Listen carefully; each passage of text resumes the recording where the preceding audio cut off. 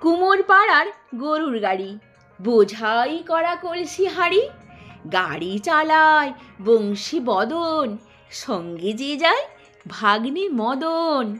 হাট বসেছে শুক্রবারে বক্সিগঞ্জে পদ্মা পাড়ে। জিনিসপত্র জুটিয়ে এনে গ্রামের মানুষ বেচে কেনে। উচ্ছে বেগুন পটল মূলো, বেতের বোনা ধামাকুলো, সর্ষে ছলা ময়দা আটা, শীতের রেপার নকশা কাটা, ঝাঁঝরি করা বেড়ি হাতা, শহরে থেকে সস্তা ছাতা।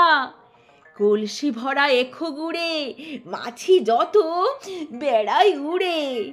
খড়ের আঁটি নৌকা বেয়ে আনলো ঘাটে চাষির মেয়ে। অন্ধ কানাই পথের পরে গান শুনিয়ে ভিক্ষে করে। পাড়ার ছেলে স্নানের ঘাটে জল ছিটিয়ে সাঁতার কাটে।